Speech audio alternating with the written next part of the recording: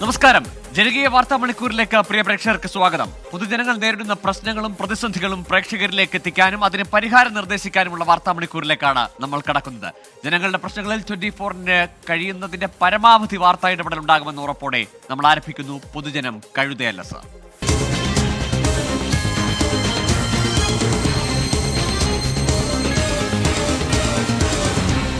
പൊതുജനം കഴുതയല്ല സാർ.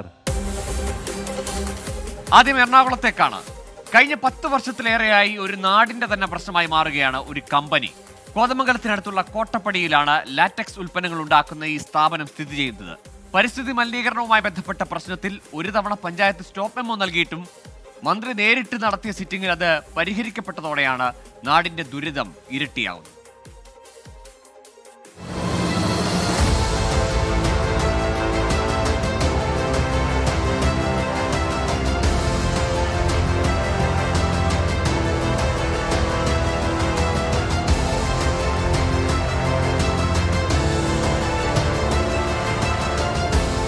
എറണാകുളം ജില്ലയിലെ കോട്ടപ്പടി പഞ്ചായത്തിലെ മുട്ടത്തുപാറ വാർഡിലാണ് ലിസി എന്ന സ്ഥാപനം പ്രവർത്തിക്കുന്നത്.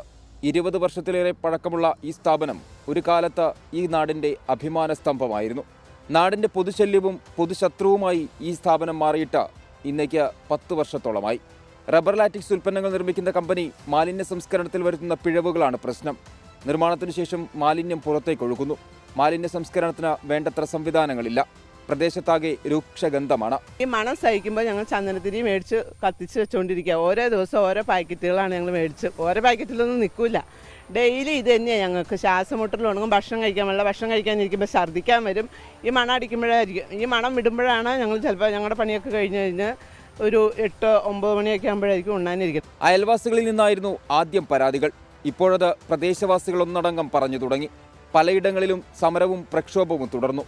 അപ്പോഴും കമ്പനി ഇതേ നിലപാടിൽ ഉറച്ചുനിന്നു. മാലിന്യ സംസ്കരണവുമായി ബന്ധപ്പെട്ട വിഷയങ്ങൾ പരിശോധിക്കാൻ പലതവണ മലിനീകരണ നിയന്ത്രണ ബോർഡ് എത്തിയെങ്കിലും തീരുമാനം കമ്പനിക്ക് അനുകൂലമായിരുന്നു. മാനേജ്മെന്റിന്റെ ഇടപെടലാണ് ഇതിന് പിന്നിലെന്നും നാട്ടുകാർ പറയുന്നു. നാട്ടുകാരിൽ പലർക്കും ശ്വാസം മുട്ട് ഉൾപ്പെടെയുള്ള പല രോഗങ്ങളുമുണ്ട്. എല്ലാവർക്കും പിള്ളേർക്കൊക്കെ ചെറിയ ശ്വാസം, എൻ്റെ കൊച്ചിനൊക്കെ ശ്വാസം മുട്ടൊക്കെ ഉള്ള ഈ വക സ്മെല്ലടിച്ച് ഡോക്ടർമാർ പറഞ്ഞ് ഹോസ്പിറ്റലിൽ പോയി കഴിഞ്ഞാൽ ഇനി പോകാതിരിക്കാൻ പറ്റില്ല. അതായത് അത്രയും വൃത്തിയായിട്ട സ്മെല്ലാണ്. ഒരു മഴ പെയ്യുമ്പോഴത്തേമേ അവരത് തുറന്നുവിടാൻ എന്താണ് അന്നേരമാണ് അതിൻ്റെ സ്മെല്ല് പുറത്തേക്ക് തന്നെ. പ്രതിഷേധങ്ങളും പ്രക്ഷോഭങ്ങളും പോലീസ് നടപടികളുമായി ഏറെ നാൾ നീണ്ടുപോയി. ജനകീയ പ്രതിഷേധത്തിന് ഐക്യദാർഢ്യമെന്നോണം പഞ്ചായത്ത് സ്റ്റോപ്പ് മെമ്മോ നൽകി. എന്നാൽ വ്യവസായ സൗഹൃദമാക്കുന്ന നടപടികളുമായി സർക്കാർ മുന്നോട്ടു പോയ അദാലത്തിൽ ആദ്യമായി പരിഗണിച്ചത് ഈ കേസായിരുന്നു. പഞ്ചായത്തിന്റെയോ നാട്ടുകാരുടെയോ മറുപടി വരുന്നതിന് മുൻപ് ഫാക്ടറി തുറക്കാൻ മന്ത്രി തന്നെ ഉത്തരവിട്ടു. ഇപ്പോഴത്തെ വ്യവസായ മന്ത്രി പി രാജീവ് ഇടപെട്ട് കമ്പനി തുറന്നു കൊടുക്കാനുള്ളൊരു എത്രയും പെട്ടെന്ന് തുറന്നു കൊടുക്കണം എന്നുള്ളൊരു രീതിയിലേക്ക് ഉത്തരവിട്ടു. അങ്ങനെ കമ്പനി വീണ്ടും തുറന്ന് പ്രവർത്തിച്ചുകൊണ്ടിരിക്കുന്നു. ഈ ജനങ്ങൾക്ക്, ഇവിടെയുള്ള സകല ജനങ്ങൾക്കും വളരെ ബുദ്ധിമുട്ടുള്ള രീതിയിൽ കമ്പനി ഇപ്പോഴും വർക്ക് ചെയ്യുന്നു. ഈ പൊല്യൂഷൻ കൺട്രോൾ ബോർഡിന്റെ ഒറ്റ അനാസ്ഥ കൊണ്ട് മാത്രമാണ് ഈ കമ്പനി ഇപ്പോഴും പ്രവർത്തിച്ചുകൊണ്ടിരിക്കുന്നത്. അപ്പോൾ ഈ കമ്പനി ഇപ്പോഴും നിന്നു പോകുന്നത് മന്ത്രി പി രാജീവിന്റെ ബലത്തിലാണെന്നാണ് ഈ നാട്ടുകാരുടെ എല്ലാവരുടെ അഭിപ്രായം. ഫാക്ടറിക്കുള്ളിൽ തന്നെ മാലിന്യ സംസ്കരണത്തിന് സംവിധാനങ്ങളുണ്ടെന്നാണ് കമ്പനി അധികൃതരുടെ വാദം. അത് അപര്യാപ്തമാണെന്ന് പഞ്ചായത്തും നാട്ടുകാരും പറയുന്നു. പലപ്പോഴും മാലിന്യം സമീപത്തെ തോട് വഴി പുറത്തേക്കൊഴുക്കുന്നുണ്ടെന്നും ആക്ഷേപമുണ്ട്. നമ്മുടെ തോടും കുടിവെള്ള പദ്ധതിക്ക് ശരിക്കും ബാധിക്കുന്നുണ്ട്. പലരുടെയും കിണറിലെ വെള്ളം ഉപയോഗിക്കുമ്പോൾ പല അസ്വസ്ഥതകൾ കാണുന്നു. തോട്ടിലിറങ്ങി ഞങ്ങൾ കുളിക്കാനൊക്കെ ചെറുപ്പത്തിൽ മുതൽ കുട്ടികൾ നീന്തൽ പഠിക്കാൻ ഇറങ്ങുന്ന സ്ഥലം, പ്രായമായവരും എല്ലാവരും അലക്കാനും കുളിക്കാനും വന്നുകൊണ്ടിരുന്ന തോടാണ്. ആ തോട് ഇപ്പോൾ അല്പം പോലും ശൂന്യമായിട്ടാണ് കിടക്കുന്നത്. നാടിന്റെ അഭിമാനമായിരുന്ന സ്ഥാപനം പൂട്ടിപ്പോകണമെന്നോ അടച്ചിടണമെന്നോ നാട്ടുകാർക്ക് അഭിപ്രായമില്ല. കൃത്യമായ മാലിന്യ സംസ്കരണം വഴി നാട്ടുകാർക്കും പ്രദേശവാസികൾക്കും ഉപദ്രവമില്ലാതെ പ്രവർത്തിക്കണം. ഈ സാധനം അവർ നല്ല രീതിയിൽ ഒന്ന് നമുക്ക് മണമില്ലാണ്ടാക്കുക, പുറത്തേക്കുള്ള വെള്ളം അവരുടെ മാലിന്യം തള്ളരുത്. ഇത്രമാത്രം നമ്മുടെ ഡിമാൻഡുള്ളൂ. പക്ഷേ ഇതുവരെയായിട്ടും അധികാരികൾ നമുക്ക് അനുകൂലമായിട്ട് ഇന്നവർ ചെയ്തു തന്നിട്ടില്ല. കമ്പനിയുമായി ബന്ധപ്പെട്ട ആക്ഷേപങ്ങൾക്കും പ്രശ്നങ്ങൾക്കും കമ്പനി അധികൃതർക്ക് എന്താണ് പറയാനുള്ളതെന്ന് കേൾക്കാൻ 24 ശ്രമം നടത്തിയെങ്കിലും ആരുടെയും പ്രതികരണം ലഭ്യമായില്ല. നാട് വ്യവസായ സൗഹൃദം തന്നെയാകണം.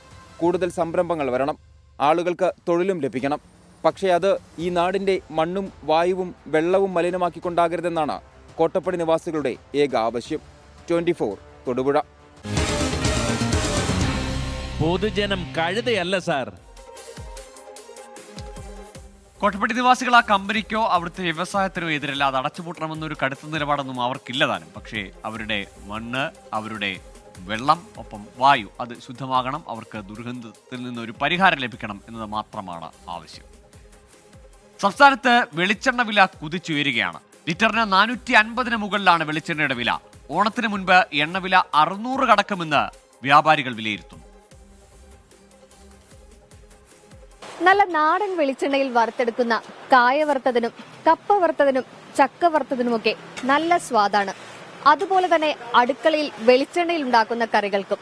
പക്ഷേ ആ സ്വാദിനായി നമ്മൾ അല്പം കാത്തിരിക്കണം. എന്താണെന്നല്ലേ? വെളിച്ചെണ്ണ വില തന്നെ.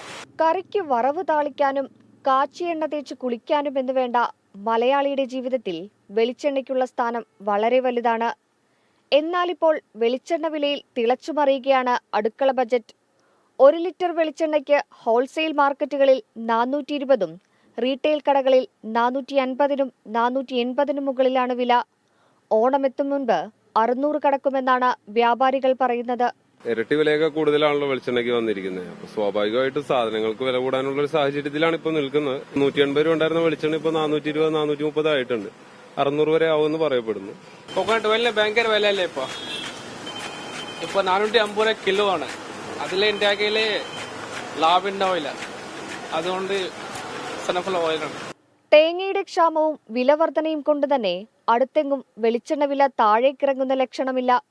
180 രൂപയിൽ നിന്നാണ് ഒരു വർഷത്തിനിടെ വെളിച്ചെണ്ണ വില 500-നടുത്തെത്തിയിരിക്കുന്നത്. ഇനി കോക്കനട്ട് ഓയിൽ ഫ്രീ മെനു ഒരുക്കേണ്ടി വരുമെന്നാണ് വീട്ടമ്മമാർ ആശങ്ക പ്രകടിപ്പിക്കുന്നത്. 450 രൂപയുടെ വെളിച്ചെണ്ണ വാങ്ങിക്കാൻ നമുക്ക് പാകണ്ട. വെളിച്ചെണ്ണക്ക് വെളിച്ചെണ്ണ തന്നെ വേണ്ടേ? എന്തൊരു വിലയാണ് മോളെ, അതാ പറഞ്ഞു ജീവിക്കണ്ടേ. ഇത് എങ്ങനെയാണ് കുറക്കണം, അതൊരു ഇത് മാത്രമേ ഉള്ളൂ. ഇത് നമുക്ക് മേടിക്കാൻ പറ്റാത്ത സാഹചര്യം ഇപ്പൊ ഭയങ്കര. ഇതിലും വില കൂടുമെന്നാണ് പറയുന്നത്. അത് ഭയങ്കര ബുദ്ധിമുട്ടായിപ്പോയി നമുക്ക്. അല്ലെങ്കിൽ തന്നെ ഇപ്പം ഈ വില കൂടുതൽ തന്നെ മായം വന്നുണ്ടോന്ന് എങ്ങനെ അറിയാം? വെളിച്ചെണ്ണയുടെ വില ഉയരുന്നത് കൊണ്ട് പാം ഓയിലിനും സൺഫ്ലവർ ഓയിലിനും ആവശ്യകത വർദ്ധിച്ചിരിക്കുകയാണ്. വിപണിയിൽ വ്യാജ വെളിച്ചെണ്ണ കടന്നുവരാനുള്ള സാധ്യതയും തള്ളിക്കളയാനാവില്ല.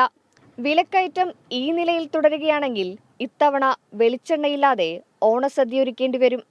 അടുക്കള ബജറ്റ് താളം തെറ്റിക്കുന്ന വിധത്തിൽ റോക്കറ്റ് പോലെ കുതിച്ചുയരുകയാണ് വെളിച്ചെണ്ണയുടെ വില. ഓണം എത്തുന്നതിനു മുന്നേ അടിയന്തര ഇടപെടൽ വേണമെന്നാണ് അടുക്കള ഭരിക്കുന്നവരുടെയും വ്യാപാരികളുടെയും ആവശ്യം. അനന്തുവിനൊപ്പം സൂര്യശ്രീ, 24 കൊച്ചി. വെളിച്ചെണ്ണയുടെ വില ഇങ്ങനെ മുന്നോട്ട് പോയാൽ ഓണത്തിന് വറുത്ത് ഉപ്പേരിയൊക്കെ കഴിക്കുമ്പോൾ നമ്മുടെ നെഞ്ചു പൊടിയും. അത്തരത്തിലാണ് ഈ വില പോകുന്നത്. 600 രൂപയിലേക്കൊക്കെ എത്തും. അത് കടക്കുമെന്നാണ്, ഓണത്തിന് മുന്നേ തന്നെ 600 കടക്കും വെളിച്ചെണ്ണ വില എന്നതാണ് ഇപ്പോൾ വ്യാപാരികൾ വിലയിരുത്തുന്നത്. എന്നാൽ ഈ വില പിടിച്ചു നിർത്താൻ ഉതകുന്ന എന്തെങ്കിലും നീക്കങ്ങൾ, നടപടികൾ കാര്യമായി നമ്മളുടെ ശ്രദ്ധയിൽ വരുന്നില്ല. കാരണം ദിവസവും വില കൂടുകയാണ്. ഏറ്റവും ഒടുവിൽ ഒരു പ്രേക്ഷകൻ പുത്തൻവീട്ടിൽ ജോസഫ് പറയുന്ന വെളിച്ചെണ്ണയ്ക്ക് അവരുടെ നാട്ടിൽ 485 രൂപ എന്നാണ് പറയുന്നത്. ഒപ്പം മറ്റു വാർത്തകളിലും പ്രേക്ഷകരുടെ പ്രതികരണമുണ്ട്. റോഡിൽ മാലിന്യം വലിച്ചെറിഞ്ഞാൽ പിഴ അടപ്പിക്കുന്ന ഉദ്യോഗസ്ഥർ വലിയ കമ്പനികൾക്ക് കൂട്ടുനിൽക്കുകയാണോ എന്നാണ് രവികുമാർ PB ചോദിക്കുന്നത്. അതുതന്നെയാണ് അദാലത്ത് നടന്ന അവസരത്തിൽ ആ പ്രശ്നം പരിഹരിച്ചു, അല്ലെങ്കിൽ മാലിന്യവുമായി ബന്ധപ്പെട്ട പ്രശ്നം പരിഹരിച്ചു എന്നാണ് കോട്ടപ്പടിയിലെ ആ കമ്പനിയുമായി ബന്ധപ്പെട്ട് ആ അധികൃതർ പറയുന്നത്. പക്ഷേ ഇപ്പോഴും ആ പ്രദേശവാസികൾ വലിയ ദുരിതം അനുഭവിക്കുകയാണ്. 3 പതിറ്റാണ്ടായി പാലത്തിനായി കാത്തിരിക്കുകയാണ് ഒരു നാട്. കോഴിക്കോട് ഒളവണ്ണ പഞ്ചായത്തിലെ പള്ളിക്കടവ് നിവാസികളാണ് പാലത്തിനു വേണ്ടി വാതിലുകൾ മുട്ടുന്നത്. ചാലിയാറിൽ നിന്ന് മാമ്പുഴയിലേക്ക് നിർമ്മിച്ച കനാലിൽ ഒളവണ്ണ പള്ളിക്കടവിൽ പാലം നിർമ്മിക്കണമെന്നാണ് ആവശ്യം. ഒളവണ്ണ ഗ്രാമപഞ്ചായത്തിലെ ഒടുമ്പ്രത്തെയും കോഴിക്കോട് കോർപ്പറേഷനിൽ ഉൾപ്പെടുന്ന കൂട്ടുമില്ലിനെയും ബന്ധിപ്പിച്ച് പാലം നിർമ്മിക്കണം എന്ന ആവശ്യമാണ് ശക്തമായിരിക്കുന്നത്. കണ്ണെത്തുന്ന ദൂരത്തേക്ക് പോകണമെങ്കിൽ ഇപ്പോൾ കിലോമീറ്ററുകൾ ചുറ്റി സഞ്ചരിക്കേണ്ട ഗതികേടാണ്.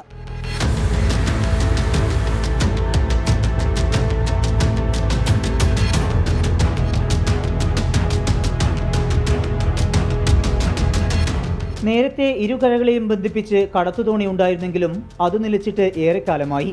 ഇതോടെയാണ് ഇരുകരകളിലുമുള്ള നിരവധി കുടുംബങ്ങൾ പ്രതിസന്ധിയിലായത്. 1996 പാലത്തിനു വേണ്ടി ജനകീയ കമ്മിറ്റി രൂപീകരിക്കുകയും പണം പിരിച്ച് നിർമ്മാണ പ്രവർത്തനങ്ങൾക്ക് തുടക്കം കുറിക്കുകയും ചെയ്തു. എന്നാൽ പിന്നീട് മുന്നോട്ട് പോകാൻ കഴിഞ്ഞില്ല.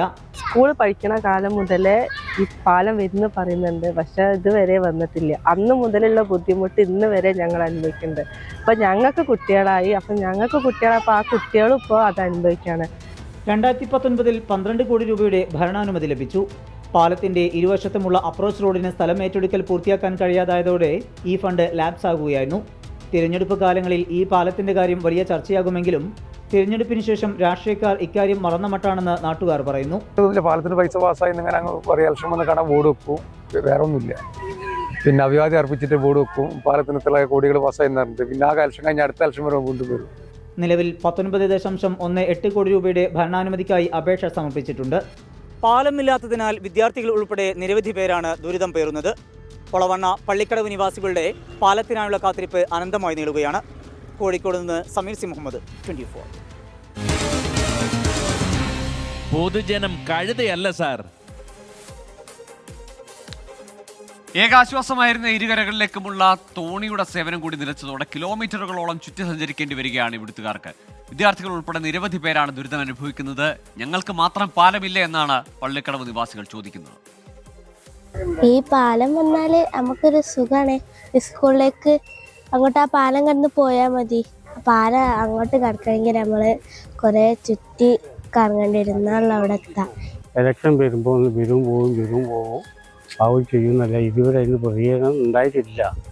ഒരു പാലം വരെ ജനങ്ങൾ ഇവിടെ ആവശ്യമാണ്. ഇത് നാട്ടുകാർക്ക് ഇവിടെ ആദ്യം കടവായിരുന്നു.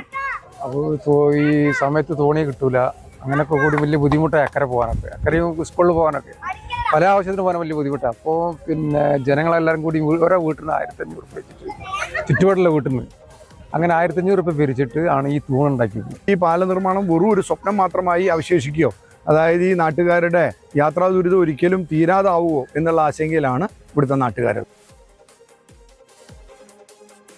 ഏതായാലും പള്ളിക്കടവ് നിവാസികളുടെ ആശങ്ക പരിഹരിക്കട്ടെ. ഇനിയും പ്രഖ്യാപനത്തിനും വാഗ്ദാനത്തിനും അപ്പുറം ഒരു പാലം അവിടെ യാഥാർത്ഥ്യമാവട്ടെ. കൊച്ചിയിലെ ചന്ദർകുഞ്ച് ആർമി ഫ്ളാറ്റിലെ താമസക്കാരോട് ഓഗസ്റ്റ് 31-നകം ഒഴിയാൻ നിർദ്ദേശിച്ചു. B&C ടവറുകൾ ബലക്ഷയത്തെ തുടർന്ന് പൊളിക്കുന്നതിന് മുന്നോടിയായാണ് തീരുമാനം. താമസക്കാരുടെ ആശങ്കകൾ പരിഹരിക്കുമെന്ന് കളക്ടർ NSK ഉമേഷ് വ്യക്തമാക്കി. 3 കാര്യങ്ങളാണ്. ഒന്ന് എവാക്വേഷൻ, പിന്നെ ഡെമോളിഷൻ, പിന്നെ റീകൺസ്ട്രക്ഷൻ. സോ ഈ കാര്യങ്ങളിലെല്ലാം മാക്സിമം വ്യക്തത നമ്മൾ വരുത്തിയിട്ടുണ്ട്. അതിന്റെ അടിസ്ഥാനത്തിലാണ് നമ്മളിപ്പോൾ ഒരു ഡേറ്റ് ഫിക്സ് ചെയ്തിട്ടുള്ളത്. ഇതിന്റെ അടിയന്തരമായിട്ട് ഫസ്റ്റ് ലെവലിൽ ചെയ്യേണ്ടത് ഈ റെന്റ് എമൗണ്ട്. ഇപ്പൊ കോടതി B ടവറിലുള്ള 30,000, C ടവർ 35,000 ഫിക്സ് ചെയ്ത് ഓർഡറിൽ ക്ലിയർ ആയിട്ട് പറഞ്ഞിട്ടുണ്ട്. സോ എത്ര പേർക്കാണ് റെന്റ് എന്ന് പറഞ്ഞ് ഒരു ലെറ്റർ റെസിഡൻസ് അസോസിയേഷന് നമുക്ക് തരും. അത് അടിസ്ഥാനത്തിൽ നമ്മൾ AWHക്ക് കൊടുത്തിട്ട് ഉടനെ തന്നെ ഈ എമൗണ്ട് ആ ഇൻഡിവിജ്വൽ അക്കൗണ്ട്സിലേക്ക് മാറാനുള്ള നടപടി അടുത്ത 2-3 ആഴ്ചക്കുള്ളിൽ സ്വീകരിക്കാനാണ് നമ്മൾ ഉദ്ദേശിച്ചിരിക്കുന്നത്. ആൻമരിയ സണ്ണിയുണ്ട് കൊച്ചിയിൽ നിന്ന് വിശദാംശങ്ങളുമായി. ആൻമരിയ, ഈ ഫ്ളാറ്റ് നിവാസികൾ ഇപ്പോൾ കളക്ടർ ഉൾപ്പെടെ നേതൃത്വത്തിൽ ചേർന്ന ആ തീരുമാനം അല്ലെങ്കിൽ ആ യോഗത്തിലെ തീരുമാനങ്ങൾ അംഗീകരിക്കുന്നുണ്ടോ? തുടർ നടപടികളോട് ഈ ഫ്ളാറ്റ് നിവാസികൾ എങ്ങനെയാണ് പ്രതികരിക്കുന്നത്?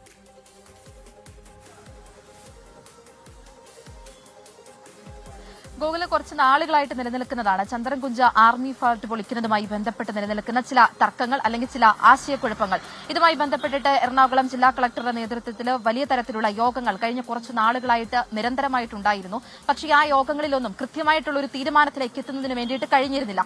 പിന്നീടാണ് കോടതി നിർദ്ദേശപ്രകാരം ഫ്ളാറ്റ് പൊളിക്കണം എന്ന് തന്നെയുള്ള തീരുമാനത്തിലേക്ക് എത്തുന്നത്. അതിനുശേഷം വീണ്ടും യോഗങ്ങൾ ചേർന്നിരുന്നു. ആ യോഗത്തിലാണ് ഇപ്പോൾ നിലവിലൊരു തീരുമാനം വന്നിരിക്കുന്നത്. ഈ ഓഗസ്റ്റ് 31-നകം ഈ താമസക്കാരോട് ഒഴിയണമെന്നാണ് ഇപ്പോൾ കളക്ടർ തീരുമാനം നൽകിയിരിക്കുന്നത്. ആ 31-നകം ആ താമസക്കാർ അവിടെ നിന്ന് ഒഴിയണം. അതിനുശേഷമായിരിക്കും വീണ്ടും യോഗം ചേരും. അതിന്റെ എല്ലാം അടിസ്ഥാനത്തിൽ ഈ താമസക്കാർക്ക് റെന്റ് കൊടുക്കുന്നതുമായി ബന്ധപ്പെട്ടിട്ടുള്ള കാര്യങ്ങളെല്ലാം തീരുമാനിക്കും. ചെറിയ തരത്തിലുള്ള ആശയക്കുഴപ്പങ്ങൾ അല്ലെങ്കിൽ ആശങ്കകളെല്ലാം ഈ ഫ്ളാറ്റ് പൊളിക്കുന്നതുമായി ബന്ധപ്പെട്ട് നിലവിലുണ്ടായിരുന്നു. മരട് ഫ്ളാറ്റ് പൊളിച്ച അതേ രീതിയിൽ തന്നെയായിരിക്കും ഈ ആർമി ഫ്ളാറ്റ് പൊളിക്കുന്നത്. പക്ഷേ അതുമായി ബന്ധപ്പെട്ട് വന്നിരിക്കുന്ന ചില ഒരു ആശയക്കുഴപ്പങ്ങൾ, അത് സാങ്കേതികപരമായിട്ടുള്ള ചില പ്രശ്നങ്ങളെല്ലാം അതുമായി ബന്ധപ്പെട്ട് നിലനിന്നിട്ടുണ്ടായിരുന്നു. അപ്പം ഇതുമായി ബന്ധപ്പെട്ടിട്ട് അധികൃതരുടെ നേതൃത്വത്തിലെല്ലാം ഈ ഫ്ളാറ്റ് സന്ദർശിച്ച് അവിടുത്തെ സ്ഥിതിഗതികളെല്ലാം വിലയിരുത്തി അതുമായി ബന്ധപ്പെട്ടിട്ടുള്ള യോഗങ്ങളും ചേർന്നിട്ടുണ്ട്. ഇനി ഈ ഫ്ളാറ്റിൽ താമസിക്കുന്ന ആളുകളുടെ ഒരു പ്രതികരണം കൂടി വരാനായിട്ടുണ്ട്. കാരണം യോഗങ്ങൾ ഇനി വരും ദിവസങ്ങളിൽ ചേരും. അതിന് ശേഷമായിരിക്കും കൃത്യമായിട്ടുള്ളൊരു തീരുമാനം വരിക. എന്തായാലും ഓഗസ്റ്റ് 31-നകം ഈ താമസക്കാരോട് ഒഴിയണമെന്നുള്ള നിർദ്ദേശമാണ് ഇപ്പോൾ നൽകിയിരിക്കുന്നത്. ഗോകുൽ, ശരി. ആൻമരിയ സണ്ണിയാണ് കൊച്ചിയിൽ നിന്ന് വിശദാംശങ്ങൾ പങ്കുവച്ചത്. ഇനി കാണാം കൂരായണം.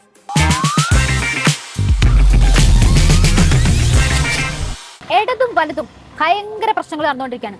ആദ്യം എടുത്തോട്ട് പോവാ മണ്ണാർക്കാട്ട് CPM-ല് മൊത്തത്തിലൊരു വെടിയുമ്പോകെ നടന്നുകൊണ്ടിരിക്കുകയാണ്. അവിടുത്തെ പ്രാദേശിക നേതാക്കളായിട്ട് നമ്മുടെ PK ശശിക്ക് എന്തൊക്കെയോ ഭയങ്കരമായ പ്രശ്നങ്ങളുണ്ട്. അപ്പോഴാണ് നഗരസഭയുടെ ഒരു പരിപാടിക്ക് നമ്മുടെ ശശി അണ്ണനെ വിളിക്കുന്നത്. മൂപ്പര് കേട്ട പാതി കേൾക്കാത്ത പാതി ഓടിച്ചാടി പോകുന്നു. ആ പരിപാടിയില് പുള്ളിയുടെ പലങ്കൈ ആയത് ആരാ? PK കുഞ്ഞാലിക്കുട്ടിയും VK ശ്രീകണ്ഠനും.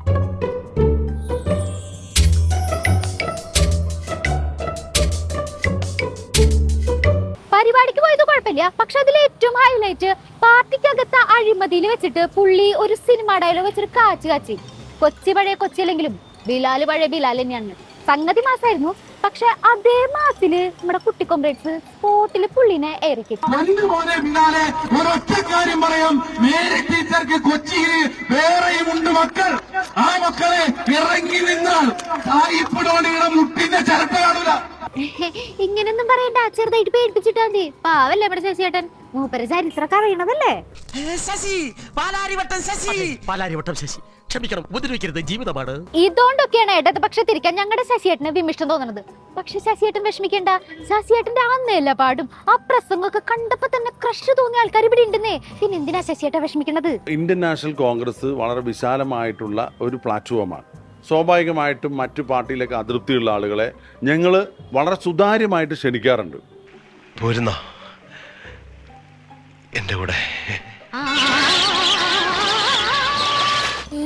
ഒരവസരം കിട്ടാൻ കാത്തിരിക്കായിരുന്നല്ലേ, കണ്ണെപ്പോഴും അങ്ങോട്ട് തന്നെ കൊച്ചു കള്ളൻ. സ്വപ്നലോകത്തെ ബാലഭാസ്കറിന്റെ മാതിരിയാണ്. CPM-നെ അസസ് ചെയ്യാനൊന്നും ശ്രീകണ്ഠം വളർന്നിട്ടില്ല. മുതിർന്ന ഒരുപാട് നേതാക്കന്മാർ അസംതൃപ്തരാണ്. കമ്മ്യൂണിസ്റ്റ് പാർട്ടിയുടെ നയവൈകല്യങ്ങൾക്ക് എതിരായിട്ടാണ് അവരുടെ നിലപാട്. അത് പോയിന്റ്. മുതിർന്ന നേതാക്കളൊക്കെ അസംതൃപ്തരാണെന്ന് അത് പറഞ്ഞപ്പോഴാണ് വേറൊരു കാര്യം ഓർമ്മ വന്നത്. TJ കുര്യൻ നിങ്ങളുടെ മുതിർന്ന നേതാവാണല്ലോ അല്ലെ? അദ്ദേഹത്തിന്റെ കഴിഞ്ഞ ദിവസത്തെ പ്രസംഗം കേട്ടിരുന്ന? യൂത്ത് കോൺഗ്രസ് ജില്ലാ പ്രസിഡന്റ് ഉണ്ട്. അദ്ദേഹത്തെ വല്ലപ്പോഴൊക്കെ TV-ലൊക്കെ കാണും. എന്തുകൊണ്ട് ഓരോ മണ്ഡലത്തിലും പോയി ചെറുപ്പക്കാരെ വിളിച്ചു കൂട്ടുന്നില്ല? യൂത്ത് കോൺഗ്രസ് TV-യിൽ മാത്രമേ കാണാൻ കിട്ടണുള്ളൂ. ഒറ്റൊരുത്തന്നെ നാട്ടിലിറങ്ങി പ്രവർത്തിക്കുന്നത് കാണാൻ പറ്റില്ല എന്നാണ് PJ കുര്യൻ പറഞ്ഞത്. അതും ഇക്കണ്ട നേതാക്കളെ വേദിയിലിരുത്തിക്കൊണ്ട് ഇക്കണ്ട മാധ്യമങ്ങളുടെ മുന്നിൽ വെച്ച്. So sad. ഇത് ഞങ്ങളുടെ യൂത്തന്മാരെ എങ്ങനെ സഹിക്കും? അല്ല, കുര്യൻ സാറ് ഒരു മുതിർന്ന നേതാവാണ്. അദ്ദേഹം സതുദ്ദേശത്തോടു കൂടി ഒരു ഉപദേശ രൂപേണ പറഞ്ഞതാണ്. അത് ആരെയും കുറ്റപ്പെടുത്തിയതല്ല. കുറച്ചുകൂടി എല്ലാ പ്രവർത്തന രംഗത്തും യൂത്ത് കോൺഗ്രസും ഒക്കെ സജീവമാകണം എന്ന് അദ്ദേഹം പറഞ്ഞതാണ്. ഓഹോ, അപ്പൊ മുതിർന്ന നേതാക്കളൊക്കെ ടീമായിട്ട് ഇറങ്ങി തിരിച്ചിരിക്കാണല്ലേ? നിങ്ങൾക്കൊക്കെ ഞങ്ങളുടെ യൂത്തന്മാരുടെ എന്താണ് ഇത്ര കലിപ്പ്? അവര് പണിയൊന്നും എടുക്കാണ്ട് നൈസായിട്ട് അവിടെ എവിടെയെങ്കിലും ഒതുങ്ങി കൂടിയിരുന്നോട്ടേന്ന്. ഈ ക്യാമ്പയിനുകൾക്ക് അപ്പുറത്ത് മാർക്സിസ്റ്റ് പാർട്ടി എന്തെല്ലാം എതിർ പ്രചരണം ഉണ്ടെങ്കിലും അവരുടെ സംഘടന എത്ര ശക്തമാണ്. ഇന്നലെ SFIയുടെ സമരം നിങ്ങൾ കണ്ടില്ലേ? അഗ്രസീവായ യൂത്തിനെ അവരവരുടെ കൂടെ നിർത്തുന്നു. യൂത്ത് കോൺഗ്രസിനെ വിമർശിച്ചതും പോരാ, SFIനെ കണ്ട് പഠിക്കാനും പറഞ്ഞിരിക്കുന്നു. ഇതിന്റെ അപ്പുറത്തേക്ക് ഞങ്ങളുടെ യൂത്തന്മാരെ എന്തുട്ടാ കേൾക്കേണ്ടത്? രാഹുലേട്ടാ, സ്റ്റേ സ്ട്രോങ് ട്ടാ. തളരരുത് രാമൻകുട്ടി, തളരരുത്. കലാകാരനല്ലാത്തവരെ സമൂഹം അംഗീകരിക്കില്ല. നീ സമാധാനിക്കും. ശരിയാണ്, കുടുംബ സംഗമങ്ങളിൽ ചെറുപ്പക്കാരുടെ എണ്ണം ഒന്ന് കുറഞ്ഞെന്ന് വരും. പക്ഷേ ആ കുറയുന്ന ഒരെണ്ണവും തെരുവിൽ കുറയാതെ നോക്കുന്ന ബാധ്യത കൃത്യമായി വിജയ് അടക്കമുള്ള ജില്ലയിലെ യൂത്ത് കോൺഗ്രസ് പ്രവർത്തകരും ഈ സംസ്ഥാനത്തിനകത്തെ യൂത്ത് കോൺഗ്രസ് പ്രവർത്തകരും നടത്തും. പൊതുവേദിയിൽ വെച്ച് ഇവിടെ രാഹുൽ ബ്രോ കുറച്ച് സോഫ്റ്റ് ആയിട്ടാണ് സംസാരിച്ചതെങ്കിലും അവിടെ നിന്നിട്ട് ഇറങ്ങിയപ്പോഴത്തേക്കും രാഹുൽ ബ്രോ ആളാകെ മാറിപ്പോയി. ഇപ്പൊ യൂത്ത് കോൺഗ്രസ്സുകാരെല്ലാരും PJ കുര്യനെ എയറിലിട്ട് തട്ടി കളിക്കുക. ഇത് ഇത്രയും ചാനലുകളുടെ മുന്നിൽ വെച്ച് പറയുന്നതിന് എങ്ങനെ സതുദ്ദേശമെന്ന് വിശ്വസിക്കാൻ തൽക്കാലം താല്പര്യമോ സൗകര്യമോ ഇല്ല. PJ കുര്യന്റെ പ്രസ്താവന അത്ര നല്ല സതുദ്ദേശത്തോടെ ഒന്നല്ല, അങ്ങനെ കരുതാൻ സൗകര്യമില്ല എന്ന് രാഹുൽ ബ്രോ തുറന്നടിച്ചിട്ടും ഇപ്പോഴും കുര്യൻ സാറിന്റെ നിലപാടിന് ഒരു മാറ്റമില്ല. യൂത്ത് കോൺഗ്രസിനെതിരായ അദ്ദേഹത്തിന്റെ വിമർശനം തുടർന്നുകൊണ്ടേയിരിക്കുകയാണ്. ഞാൻ ആ യോഗത്തിൽ പറഞ്ഞത് സതുദ്ദേശപരമായ ഒരു നിർദ്ദേശമാണ്. ഒരു തരത്തിലും എന്നെ ജീവിക്കാൻ സമ്മതിക്കില്ലെന്ന് ഉറപ്പിച്ച് തീരുമാനിച്ചിറങ്ങിയിരിക്കുകയാണല്ലേ? ഉപദേശം ഞങ്ങളുടെ യൂത്ത് കോൺഗ്രസ്സുകാർക്ക് തീരെ പിടിക്കില്ല കേട്ടോ. അതിപ്പോ എത്ര മുതിർന്ന നേതാവായാലും ഉപദേശം അതിങ്ങോട്ട് വേണ്ട സാർ എന്നുള്ള നിലപാടിലാണ് നമ്മുടെ യൂത്തന്മാര്. അപ്പൊ ഒരു സൈഡിൽ PK ശശിയും ഒരു സൈഡിൽ PJ കുര്യനും എയറിലേറി ഇങ്ങനെ രസിക്കാണ്. ഇതിന്റെയൊക്കെ ക്ലൈമാക്സ് എന്താവുന്ന് നമുക്ക് കാത്തിരുന്ന് കാണാം. പൊതുജനം കഴുതയില്ല സാർ തുടരുന്നു. കൊല്ലത്ത് യൂണിവേഴ്സിറ്റി അംഗീകൃത കോളേജ് ബാങ്ക് ജപ്തി ചെയ്തു. 100 കണക്കിന് വിദ്യാർത്ഥികളുടെ പഠനം മുടങ്ങി. കടക്കൽ കോട്ടപ്പുറം PMSA കോളേജാണ് ബാങ്ക് ജപ്തി ചെയ്തത്. കോളേജ് ജപ്തി ആയെന്നാണ് മാനേജ്മെന്റ് നമ്മൾ അറിയിച്ചിട്ടുള്ളത്. പക്ഷേ നമ്മളിപ്പം നേരിടുന്ന പ്രധാന പ്രശ്നം എന്ന് പറയുമ്പം 6 ദിവസത്തിനകത്ത് നമുക്ക് യൂണിവേഴ്സിറ്റി എക്സാം തുടങ്ങുകയാണ്. പക്ഷേ അത് സെൻറ്റർ എവിടെയാണെന്നോ പോരാത്തതിന് ബാക്കിയുള്ള എഴുതാൻ പറ്റുമോ പോലും നമുക്കൊരു ഉറപ്പില്ല. ഞങ്ങൾക്ക് കണ്ടിന്യൂ ഓക്കെയാണ്. പക്ഷേ കോളേജുകാർ നേരെ പോയി യൂണിവേഴ്സിറ്റി കൊടുത്തതെന്ന് വെച്ചാൽ ആ കോളേജിൽ എക്സാം എഴുതാനുള്ള ഫെസിലിറ്റീസ് ഇല്ല. MBA കോളേജാണ്, യൂണിവേഴ്സിറ്റിയുടെ കീഴിലുള്ള കോളേജിൽ ഫെസിലിറ്റി ഇല്ലെന്ന് പറയുന്ന കാര്യം അറിയത്തില്ല. രണ്ടാമത്തെ കാര്യം പറയുന്നത് നമ്മളൊരു വിദ്യാർത്ഥികൾക്കും അവിടെ പഠിക്കാൻ താല്പര്യമില്ല എന്ന് ഞങ്ങൾ കംപ്ലയിൻറ്റ് കൊടുക്കുന്നു. ഞങ്ങൾ ഇത്ര വിദ്യാർത്ഥികളിൽ ആരും അങ്ങനെ കംപ്ലയിൻറ്റ് കൊടുത്തില്ല. ഞങ്ങൾ എക്സാമിൻ്റെ ഒരു കാര്യം പോലും ഇതുവരെയും പറഞ്ഞിട്ടില്ല. ഞങ്ങളുടെ അടുത്ത് പറയുന്നത് ഓക്കെ നിങ്ങൾ ഇന്ന് ഇൻറ്റേർണൽ എക്സാം എഴുതുന്നവരെ അവർ പറഞ്ഞു ഇതാണ് നിങ്ങളുടെ സെൻറ്റർ എന്ന് പറഞ്ഞു. പക്ഷേ എഴുതിക്കൊണ്ടിരുന്നപ്പോൾ ഇവർ വിളിച്ച് പറയാൻ എഴുതാൻ പറ്റത്തില്ല എന്ന് പറഞ്ഞു. സുജിത് സുരേന്ദ്രനുണ്ട് വിശദാംശങ്ങളുമായി. സുജിത്ത്, ഈ വിദ്യാർത്ഥികൾ പങ്കുവെക്കുന്നത് വലിയ ആശങ്കയാണ്. പരീക്ഷ എടുത്തിരിക്കുന്നു, പക്ഷേ സെന്റർ എവിടെയൊന്നോ അല്ലെങ്കിൽ തുടർ പഠനത്തിന്റെ കാര്യത്തിലൊക്കെയും ആശങ്ക. ഈ കോളേജ് അധികൃതർ എന്താണ് ഇത് സംബന്ധിച്ച് പറയുന്നത്? അവർക്ക് ഇനി അങ്ങനെ ഒരു സ്ഥാപനം നടത്തിക്കൊണ്ടുപോകാൻ താല്പര്യമേ ഇല്ലെന്നാണ്. ഗോകുൽ, ബികോം, BBA, BSc തുടങ്ങി 5ഓളം കോഴ്സുകളിലായി നിരവധി വിദ്യാർത്ഥികൾ പഠിക്കുന്ന ഒരു കോളേജായിരുന്നു കടക്കൽ കോട്ടപ്പുറത്തുള്ള ഈ PMSA കോളേജ്. ആ കോളേജിൽ കഴിഞ്ഞ ജൂൺ 26-നായിരുന്നു ഇവർക്ക് അവസാനത്തെ അധ്യയനം ലഭിച്ചത്. അതിനുശേഷം അന്ന് ഈ കോളേജിൽ SBI ബാങ്ക് വലിയ ബാധ്യതയെ തുടർന്ന്, ഈ കോളേജ് അധികൃതർക്കുള്ള വലിയ ബാധ്യതയെ തുടർന്ന് ഈ കോളേജിൽ അടച്ചുപൂട്ടുകയും അവിടെ നോട്ടീസ് പതിക്കുകയും ചെയ്തു. അതിനുശേഷം കോളേജ് പൂട്ടി സീൽ വെക്കുകയും ചെയ്തു. ഇതോടുകൂടി ക്ലാസ് മുറിക്ക് പുറത്തായ സ്കൂളിന് ഈ കോളേജിന് പുറത്തായ കുട്ടികൾക്ക് പിന്നീട് പഠിക്കാൻ ഈ കോളേജിലേക്ക് എത്താൻ കഴിയാത്ത ഒരു സാഹചര്യം ഉണ്ടാവുകയായിരുന്നു. കുട്ടികൾ പ്രതിഷേധം ആരംഭിച്ചതോടുകൂടിയാണ് സമീപത്തുള്ള മറ്റൊരു കോളേജിലേക്ക് ഇവർക്ക് പഠിക്കാനുള്ള സൗകര്യം ഒരുക്കാൻ കോളേജ് അധികൃതർ തീരുമാനിച്ചത്. പക്ഷേ അവിടെ വാടക പോലും നൽകാൻ ഇവർ തയ്യാറാകാതിരുന്നതോടെ ഇന്ന് ഈ കുട്ടികളെ അവിടെ നിന്നും ഇറക്കി വിടുകയായിരുന്നു. അതായത് ഈ സിൻഡിക്കേറ്റിൽ നിന്നിൻ്റെ തീരുമാനമാണ്, കേരള യൂണിവേഴ്സിറ്റിയുടെ സിൻഡിക്കേറ്റിൻ്റെ തീരുമാനമാണ് ഇത്തരത്തിൽ ഇവിടെ പഠിപ്പിക്കാൻ പറ്റില്ല എന്നുള്ള ഒരു കാര്യം പറഞ്ഞുകൊണ്ടാണ് ഇവരെ അവിടെ നിന്നും ഇറക്കി വിട്ടത്. ഈ വരുന്ന ദിവസങ്ങളിൽ ഇവർക്ക് പരീക്ഷയടക്കമുള്ള കാര്യങ്ങൾ ആരംഭിക്കാൻ, ലാബ് എക്സാം ഉൾപ്പെടെ ആരംഭിക്കാനുള്ള തീരുമാനമാണ്, ആരംഭിക്കേണ്ട തീയതികളാണ്. പക്ഷേ എവിടെയാണ് ഇവരുടെ പരീക്ഷാ സെന്റർ എന്നത് അടക്കമുള്ള കാര്യങ്ങളിൽ ഇതുവരെയും തീരുമാനമായിട്ടില്ല. അതുകൊണ്ട് തന്നെ ഇവരുടെ ഭാവി വല്ലാത്തൊരു PMSA കോളേജിലെ വിദ്യാർത്ഥികളുടെ ആശങ്ക അത് വളരെ വലുതാണ്. അവരുടെ പരീക്ഷ, തുടർ പഠനം, ഈ കാര്യങ്ങളിലൊക്കെയും കോളേജ് അധികൃതർ ഇടപെടുമെന്ന് തന്നെ പ്രതീക്ഷിക്കുന്നു. കണ്ണൂരിൽ ആംബുലൻസിന്റെ വഴിമുടക്കിയ ബൈക്ക് യാത്രികന് 5000 രൂപ പിഴ ചുമത്തി ട്രാഫിക് പോലീസ്. താഴെച്ചുവ സ്വദേശി കൗശിക്കിനെതിരായാണ് നടപടി. സൈറൻ മുഴക്കിയിട്ടും സൈഡ് കൊടുക്കാത്തതിന്റെ ദൃശ്യങ്ങൾ പുറത്തു വന്നിരുന്നു. അരുൺ പൂപ്പറമ്പ ചേരുന്നു വിശദാംശങ്ങളുമായി. അരുൺ, ആ അഭ്യാസത്തിന് ഏതായാലും പിഴയിടുന്നു. ഗോകുൽ, തീർച്ചയായും കുളത്തിൽ വീണ 8 വയസ്സുകാരനുമായി ആശുപത്രിയിലേക്ക്, കണ്ണൂരിലെ മിംസ് ആശുപത്രിയിലേക്ക് പോകുന്നതിനിടെയാണ് കണ്ണൂർ നഗരത്തിലെ കാൾടെക്സ് മുതൽ താഴെച്ചുവ വരെ ഈ കൗശിക്, താഴെച്ചുവ സ്വദേശിയായിട്ടുള്ള കൗശിക് ഇങ്ങനെ ബൈക്കിൽ തടസ്സം, ഈ സൈറൻ മുഴക്കിയെങ്കിലും സൈറൻ മുഴക്കി പലതവണ ഹോണും നീട്ടിയടിച്ചെങ്കിലും ഇയാൾ മാറിക്കൊടുക്കാൻ, വഴി നൽകാൻ തയ്യാറായില്ല. വഴി നൽകാനുള്ള സാഹചര്യമൊക്കെ ഉണ്ടായിരുന്നു എന്നുള്ളത് ദൃശ്യങ്ങളിൽ വ്യക്തമാണ്. ഇതിന് പിന്നാലെ ബന്ധുക്കൾ, ഈ കുട്ടിയുടെ ബന്ധുക്കൾ പോലീസിൽ പരാതി നൽകിയിരുന്നു. ആ പരാതിയുടെ അടിസ്ഥാനത്തിൽ ആണ് ഇപ്പോൾ ഈ നടപടി കൂടി ഉണ്ടായിരിക്കുന്നത്. കണ്ണൂർ ട്രാഫിക് പോലീസാണ് 5000 രൂപ ഈ താഴെച്ചുവ സ്വദേശിയായിട്ടുള്ള കൗശിക്കിന് പിഴ ചുമത്തിയിട്ടുള്ളത്, പിഴ ഈടാക്കിയിട്ടുണ്ട്. ശരി, ഏതായാലും ഒരു കൊച്ചുകുട്ടിയുടെ ജീവൻ രക്ഷിക്കാനുള്ള ഓട്ടത്തിനിടയിലാണ് ആംബുലൻസിന് മുന്നിൽ ഈ കൗശിക്കിന്റെ അഭ്യാസം നടന്നത്. ഏതായാലും 5000 രൂപയാണ് ഇപ്പോൾ ട്രാഫിക് പോലീസ് പിഴ ചുമത്തിയിരിക്കുന്നത്. അരുൺ പൂപ്പറമ്പയാണ് കണ്ണൂരിൽ നിന്ന് വിശദാംശങ്ങൾ പങ്കുവച്ചത്. ഇതോടെ പൊതുജനം കഴുതയില്ല സാർ പൂർണ്ണമാകുന്നു.